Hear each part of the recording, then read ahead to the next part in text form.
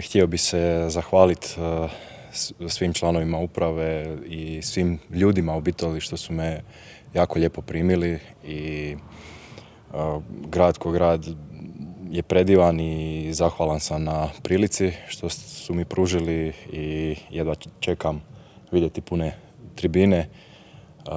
Ja kad dobijem svoju priliku ću dati svoj maksimum i veselim se tome i pobjedama.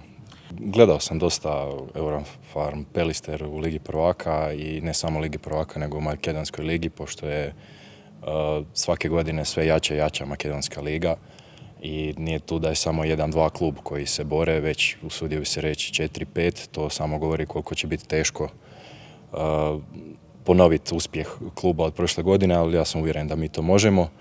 Moje karakteristike, glupo mi je išta govoriti, da ću sve od sebe, proliću ne samo na utakmicama nego i na treninzima znoj i krv, kako bi rekli, i želim svoj doprinos pokazati na terenu.